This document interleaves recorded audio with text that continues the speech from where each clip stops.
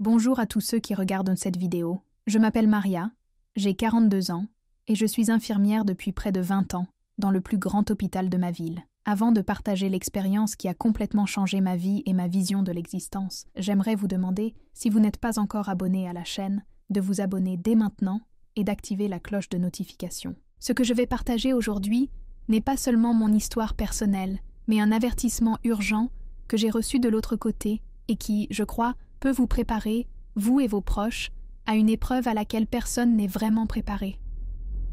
En janvier 2021, ma vie semblait parfaitement normale.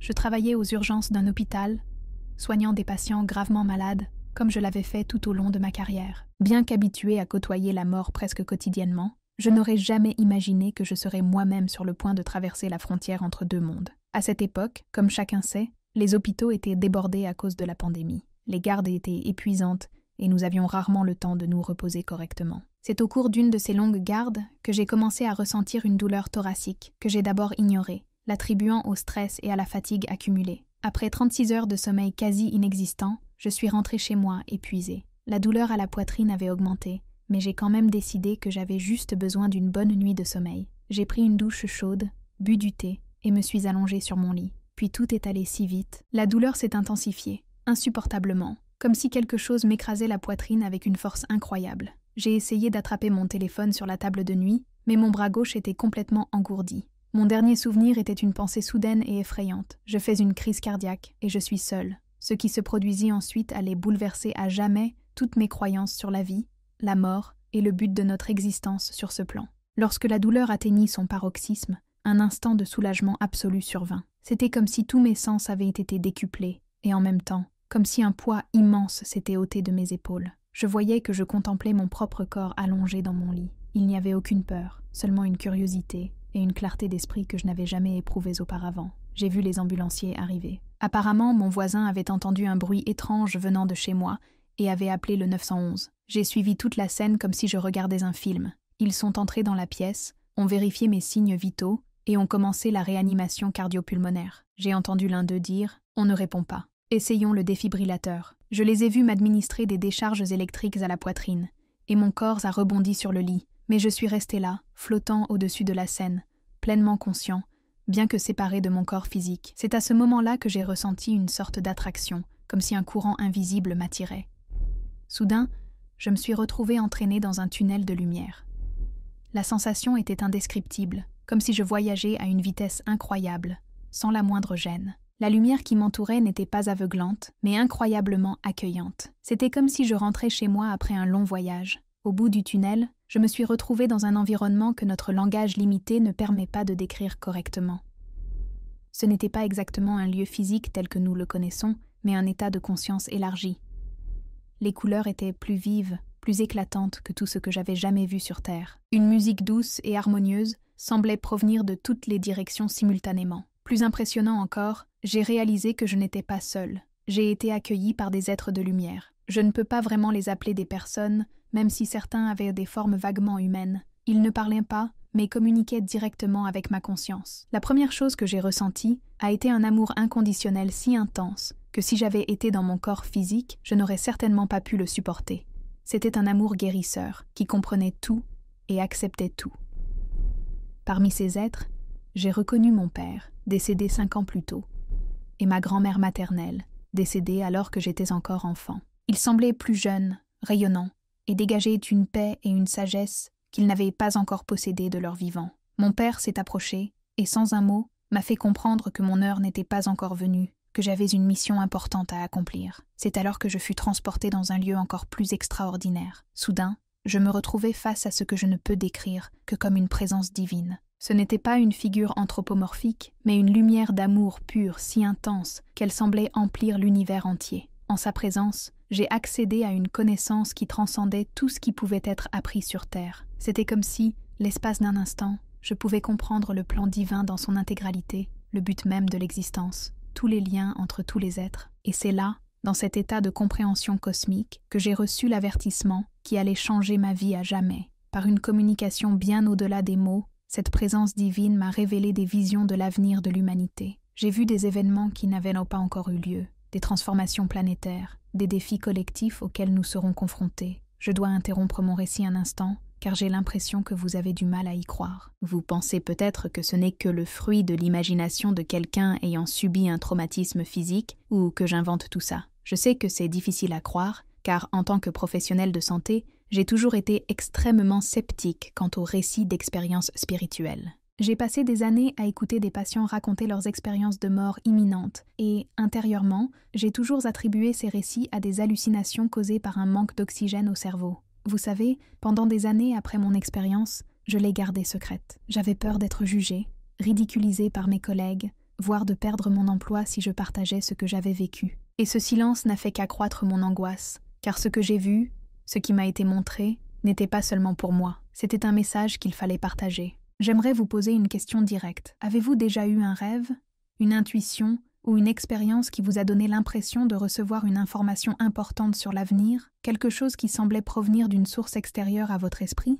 Je sais que ce sujet peut être difficile à aborder et que vous n'avez peut-être jamais trouvé d'espace sûr pour partager ces informations. C'est ici qu'il faut aller. Dans les commentaires ci-dessous, vous pouvez simplement écrire « Oui, j'ai déjà reçu un avertissement que je ne pouvais pas expliquer. J'ai l'impression que nous sommes proches de changements planétaires majeurs. Inutile d'entrer dans les détails si vous n'êtes pas à l'aise. Mais sachez que votre commentaire pourrait être exactement ce dont quelqu'un d'autre a besoin aujourd'hui pour se sentir moins seul face à ses perceptions ou à ses questions. Croyez-moi, lorsque nous partageons nos expériences spirituelles, nous créons un réseau invisible de conscience et de compréhension. Votre commentaire pourrait être l'éveil dont quelqu'un a besoin en ce moment. Et si vous préférez simplement lire les commentaires des autres, c'est très bien aussi.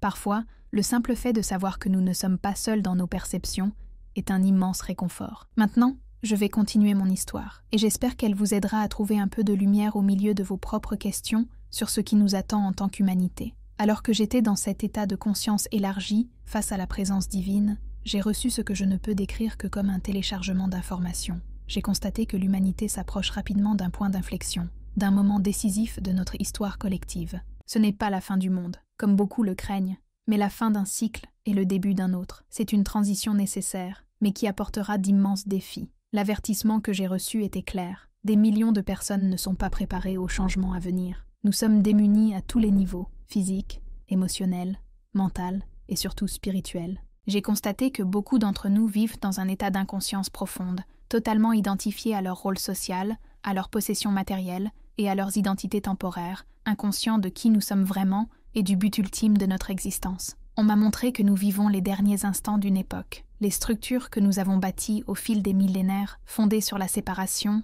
la peur et la pénurie, ne peuvent plus se maintenir. Les systèmes économiques, politiques et sociaux que nous connaissons atteignent leurs limites naturelles. Il ne s'agit pas d'une punition divine, mais simplement du résultat naturel de millénaires de vie déconnectés de notre véritable nature et de la planète qui nous abrite. J'ai constaté que les phénomènes météorologiques extrêmes vont s'intensifier dans les années à venir. Des régions autrefois habitables deviendront hostiles à la vie humaine. Des migrations massives d'une ampleur sans précédent se produiront. Les ressources que nous tenons pour acquises se raréfieront. Nos systèmes technologiques, dont nous sommes devenus si dépendants, seront confrontés à des défis sans précédent.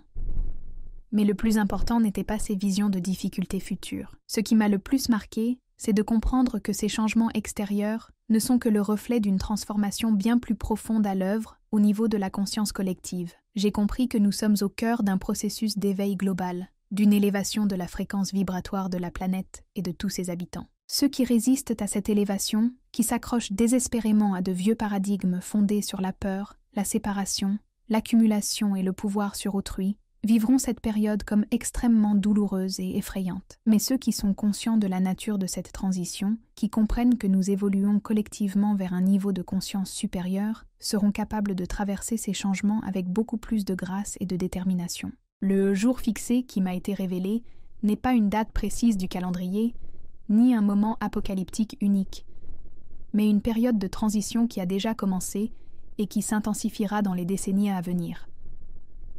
Nous ne savons pas exactement combien de temps cette transition durera, mais il m'a été démontré que chaque âme a choisi d'être ici à ce moment critique pour une raison. Certains d'entre nous sont venus contribuer à ancrer de nouvelles fréquences de conscience sur Terre, d'autres à la guérison collective des blessures ancestrales que nous portons, certains pour développer de nouvelles technologies en harmonie avec la nature, d'autres encore pour préserver des connaissances essentielles en ces temps troublés. Chacun de nous a un rôle unique et irremplaçable dans cette grande transition planétaire.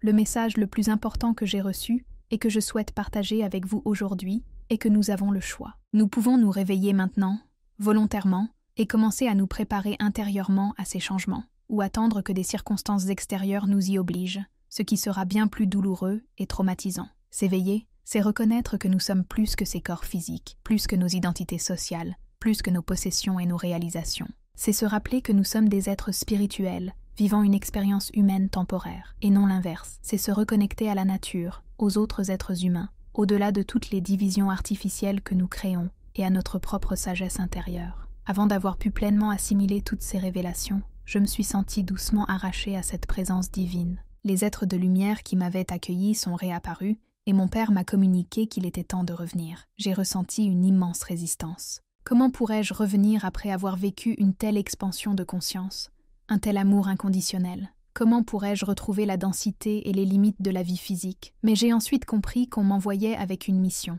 partager ce que j'avais appris, contribuer à éveiller les autres à la vérité de notre véritable identité et contribuer, à ma manière, à cette grande transition planétaire. Ce n'était pas un hasard si j'étais un professionnel de la santé, une personne scientifiquement crédible et quelqu'un qui avait toujours été sceptique face aux expériences spirituelles. Ma transformation de sceptique en messager faisait partie du plan. On m'a informé qu'à mon retour, je ne me souviendrais que d'une fraction de ce que j'avais vécu. Les limitations de mon cerveau physique ne me permettraient pas de conserver toute l'expansion de conscience que j'avais connue de l'autre côté.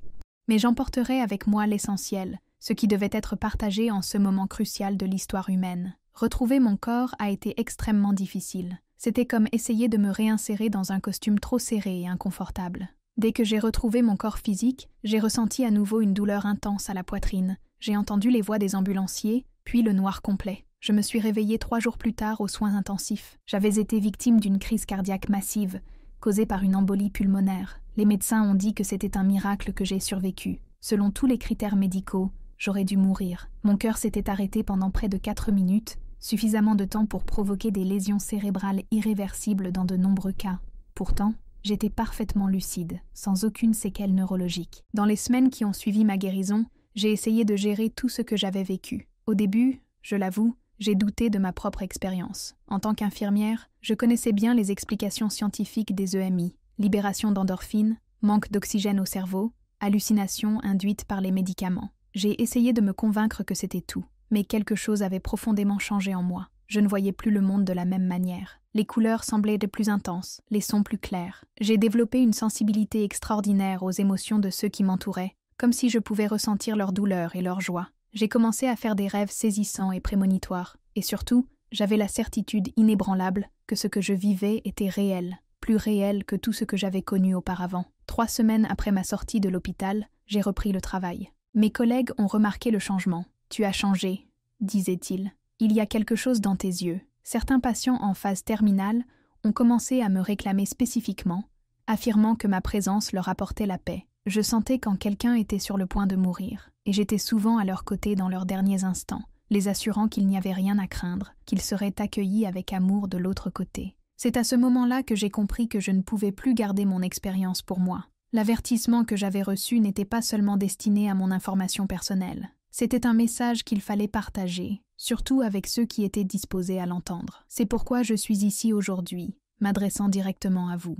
Je sais que beaucoup de ceux qui regardent cette vidéo ont probablement intuitivement le sentiment que nous vivons une époque sans précédent. Vous avez sans doute remarqué l'accélération des changements dans tous les domaines de la société, la montée des tensions géopolitiques, l'ampleur croissante du changement climatique et l'effondrement de systèmes qui semblaient autrefois inébranlables. Je veux que vous sachiez que rien de tout cela n'est dû au hasard. Nous vivons exactement ce que nous avons choisi de vivre à ce moment crucial de l'évolution humaine. Chaque âme incarnée en ce moment est ici pour une raison précise, y compris vous qui regardez cette vidéo en ce moment même.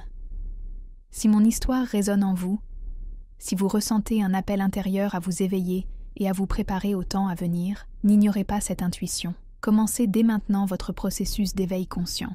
Remettez en question tout ce qu'on vous a appris sur qui vous êtes et pourquoi vous êtes ici. Renouez avec la nature, votre corps et votre sagesse intérieure. Pratiquez le silence, la méditation et l'introspection. Libérez-vous des schémas toxiques, des relations qui vous épuisent, d'un travail qui ne nourrit pas votre âme. Avant de poursuivre, je voudrais m'adresser directement à vous qui ressentez ce vide, cette incertitude quant à l'au-delà et à l'avenir qui nous attend. Je sais que vous regardez cette vidéo parce que vous pressentez intuitivement que de grands changements sont à venir, ou parce que vous craignez l'inconnu, ce qui arrivera à l'humanité dans les décennies à venir. Cette angoisse, ce pressentiment qu'un événement monumental est sur le point de se produire dans notre histoire collective, n'est pas le fruit de votre imagination. C'est votre âme qui reconnaît la vérité. C'est pourquoi j'ai créé cette chaîne, un espace de réconfort et de préparation, un lieu où nous partageons des expériences concrètes qui nous montrent que nous sommes bien plus que ces corps physiques temporaires, qu'un plan plus vaste est à l'œuvre. Chaque histoire que je partage ici est comme une petite lumière dans l'obscurité, éclairant le chemin vers la compréhension de notre véritable raison d'être en ces temps difficiles. En vous abonnant à la chaîne et en activant la cloche de notification, vous recevrez régulièrement du contenu qui vous aidera à traverser cette transition majeure avec plus de conscience et de préparation.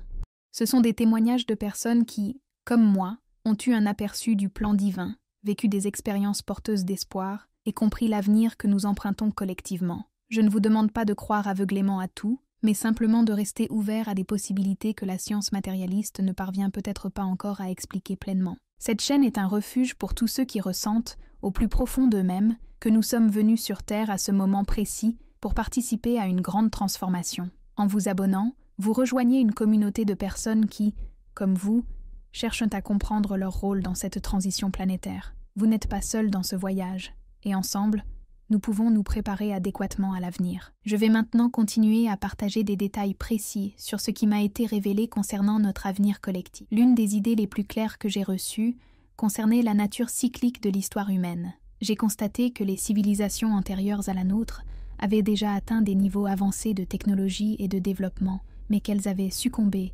lorsque leur développement matériel avait dépassé leur développement spirituel. J'ai constaté que nous répétons ce même schéma, accélérant notre développement technologique sans pour autant développer la sagesse et la conscience nécessaires pour utiliser ces outils à bon escient. On m'a montré que la technologie en elle-même n'est ni bonne ni mauvaise, mais qu'elle ne fait qu'amplifier ce qui existe déjà dans notre conscience collective. Si nous l'utilisons avec peur, séparation et cupidité, elle devient destructrice. Si nous l'utilisons avec amour, connexion et sagesse, elle peut nous aider à créer un monde plus harmonieux. J'ai également constaté que nombre d'enfants nés ces dernières décennies possèdent déjà une conscience plus élevée, mieux adaptée aux fréquences qui arrivent sur Terre. Ils s'intègrent difficilement aux systèmes éducatifs et sociaux que nous avons créés, fondés sur d'anciens paradigmes. Nombre d'entre eux sont diagnostiqués avec des troubles de l'attention ou d'autres affections, alors qu'en réalité, ils fonctionnent simplement sur une fréquence différente, plus en phase avec l'avenir qui se dessine. Une autre révélation importante concernait la nature illusoire du temps, tel que nous le concevons. J'ai vu que le passé, le présent et le futur coexistent dans un maintenant éternel. Les choix que nous faisons aujourd'hui influencent non seulement notre avenir, mais, mystérieusement, ils modifient aussi notre passé. Chaque acte d'amour, chaque éveil de conscience, chaque choix de vérité et de compassion se répercute dans toutes les directions temporelles, créant des vagues de guérison qui transcendent le temps linéaire. J'ai compris que la séparation que nous percevons entre nous n'est qu'une illusion convaincante. Dans la réalité profonde qui m'a été présentée, nous sommes tous des expressions individualisées d'une même conscience, telles des vagues distinctes dans un même océan. La souffrance que nous éprouvons provient précisément de l'oubli de cette vérité fondamentale, de la croyance en la séparation.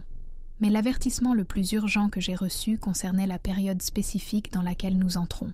J'ai constaté qu'entre 2020 et 2040, l'humanité sera confrontée à des défis sans précédent qui mettront à l'épreuve notre capacité de coopération et d'adaptation. J'ai été témoin de conflits liés à la raréfaction des ressources, de migrations climatiques massives, de l'effondrement des systèmes financiers, de crises d'approvisionnement et de l'émergence de nouvelles maladies auxquelles nous ne sommes pas préparés. Cependant, ces défis ne sont pas une punition, mais une opportunité. Ils sont comme une fièvre qui monte dans le corps pour combattre une infection. La planète Terre est un organisme vivant et elle réagit au déséquilibre que nous avons créé au fil des millénaires. Ces crises nous obligeront à repenser fondamentalement notre façon de vivre, notre organisation sociale, nos relations avec la nature et nos relations avec autrui. J'ai vu des communautés autonomes prospérer au milieu du chaos. J'ai vu des gens redécouvrir des savoirs anciens sur la façon de vivre en harmonie avec la Terre. J'ai vu émerger de nouvelles formes de gouvernance, fondées sur la coopération plutôt que sur la hiérarchie. J'ai vu une renaissance spirituelle renaître des cendres d'anciens systèmes.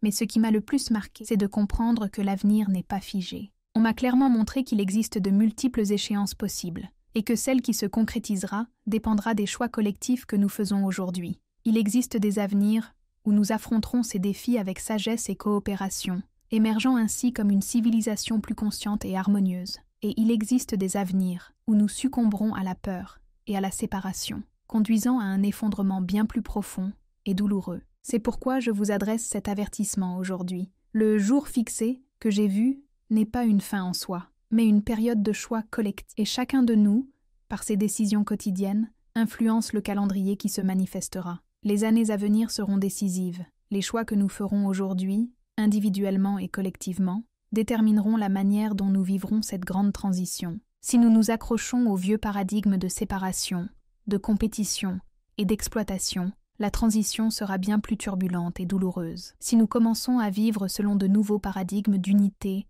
de coopération et de respect de la vie, nous pourrons traverser ces changements avec beaucoup plus de grâce. Ce qui m'a été démontré avec une clarté absolue, c'est que, quels que soient les défis auxquels nous sommes confrontés, l'humanité survivra. Ce n'est pas la fin de l'espèce humaine, mais la fin d'une manière spécifique d'être humain. Nous évoluons, que cela nous plaise ou non. La seule question est de savoir si nous allons opérer cette évolution consciemment, en coopérant avec elle, ou si nous allons résister et nous laisser entraîner. Lorsque je suis revenue dans mon corps après cette expérience transcendantale, j'ai emporté avec moi non seulement ces visions du futur, mais aussi une profonde compréhension de la manière dont nous pouvons nous préparer. Et il ne s'agit pas principalement de faire des réserves de nourriture ou de construire un abri, même si une préparation matérielle de base est prudente. Il s'agit avant tout d'une préparation intérieure et spirituelle. Nous devons cultiver les qualités qui nous permettront de traverser les périodes d'incertitude, résilience émotionnelle, adaptabilité, compassion, discernement, coopération, intuition. Nous devons guérir nos blessures intérieures, nous libérer des traumatismes passés, nous pardonner et pardonner aux autres. Nous devons renouer avec notre sagesse intérieure, avec notre capacité innée à ressentir la vérité. Nous devons également renouer avec la nature, apprendre à vivre en harmonie avec les cycles naturels, produire des aliments de manière durable, utiliser les plantes médicinales et bâtir des communautés résilientes. Une grande partie des connaissances dont nous aurons besoin dans les années à venir est en réalité une sagesse ancestrale, oubliée dans notre course au progrès. J'ai clairement vu que ceux qui restent centrés, qui cultivent la paix intérieure même au milieu du chaos extérieur, seront les phares qui guideront les autres à travers la tempête. J'ai vu que même un petit nombre de personnes véritablement éveillées peuvent ancrer des fréquences plus élevées et influencer positivement le cours des événements. Peut-être que vous, en regardant cette vidéo, faites partie de ces personnes. Peut-être avez-vous ressenti tout au long de votre vie que vous étiez venu sur Terre avec un objectif précis lié à cette période de transition. Peut-être avez-vous ressenti un sentiment d'urgence ces dernières années, le besoin de vous réveiller, de vous préparer et de trouver d'autres personnes avec qui collaborer. Si cela vous parle, sachez que ce n'est pas un hasard si vous regardez cette vidéo en ce moment. D'une certaine manière, nous avons été connectés par le champ de conscience unifié qui imprègne tout. Votre âme a reconnu la vérité de ces mots, car elle la connaît déjà à un niveau plus profond. Ce que je fais ici aujourd'hui n'est pas de susciter la peur, mais d'éveiller le courage. Il ne s'agit pas de prédire la destruction, mais d'inviter à la co-création consciente d'un monde nouveau. Il ne s'agit pas d'annoncer la fin, mais la renaissance. C'est un appel à se souvenir de qui nous sommes vraiment, et des raisons pour lesquelles nous avons choisi d'être ici en ce moment crucial de l'histoire humaine. Je sais que tout le monde n'est pas prêt à entendre ce message. Nombreux sont ceux qui resteront endormis jusqu'à ce que des circonstances extérieures les forcent à s'éveiller. Et cela aussi fait partie du plan divin. Chaque âme a son propre rythme, son propre chemin. Certains se sont réveillés tôt et ont aidé à préparer le terrain. D'autres se sont réveillés au milieu de la tempête. Tous sont également aimés, également importants dans le grand plan cosmique. Si vous avez résonné avec ce que j'ai partagé aujourd'hui, si quelque chose en vous a reconnu la vérité dans ces mots, alors vous êtes probablement l'un des pionniers, l'un de ceux qui ont choisi de se réveiller tôt pour aider les autres à traverser ces temps difficiles. Ce que je vous demande, c'est de prendre cet appel au sérieux. Commencez dès maintenant votre processus d'éveil conscient. Remettez en question tout ce que vous avez cru sur la réalité. Pratiquez le silence quotidiennement, écoutez votre sagesse intérieure, guérissez vos blessures émotionnelles. renouez avec la nature, simplifiez votre vie, construisez des relations fondées sur l'authenticité et le soutien mutuel. Développez des compétences pratiques qui vous seront utiles en période de transition. Et surtout, cultivez l'amour inconditionnel, la compassion et le pardon, les qualités dont nous aurons le plus besoin dans les années à venir. N'oubliez pas, vous n'êtes pas ici par hasard. Vous avez choisi d'être sur Terre à ce moment précis parce que vous avez un rôle à jouer dans cette grande transition. Vous ne savez peut-être pas encore exactement quel est ce rôle, mais à mesure que vous progresserez dans votre éveil, il deviendra de plus en plus clair. Et sachez que vous n'êtes pas seul. Des millions de personnes à travers le monde s'éveillent simultanément, ressentant le même appel que vous. Trouvez votre tribu, ceux avec qui vous pouvez partager ouvertement vos idées et vos intuitions, ceux avec qui vous pouvez collaborer à la création du nouveau monde qui émerge. Pour conclure ce récit, je souhaite vous laisser avec une certitude reçue de l'autre côté. Tout est exactement comme il se doit. Même au cœur du chaos apparent, un ordre supérieur est à l'œuvre. Même dans les moments les plus sombres à venir, la lumière ne cessera jamais d'exister. En fait, c'est précisément dans les moments les plus sombres que la lumière devient la plus visible, la plus nécessaire, la plus transformatrice. Ayez confiance en ce processus. Ayez confiance en votre cheminement. Ayez confiance en votre capacité à le parcourir avec grâce. Et n'oubliez jamais, vous êtes bien plus que ce corps physique, bien plus que vos peurs et vos limites. Vous êtes une expression unique et irremplaçable de la conscience divine,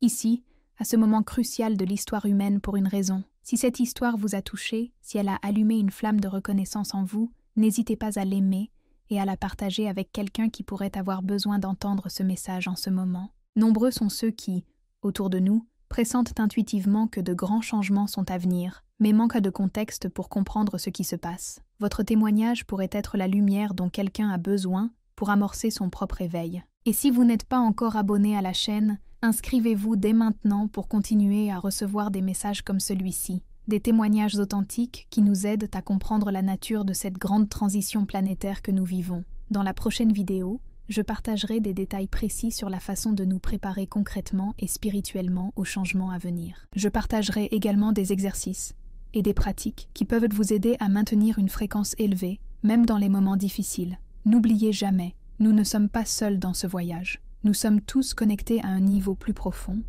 et ensemble, nous co-créerons le monde nouveau qui renaît des cendres de l'ancien.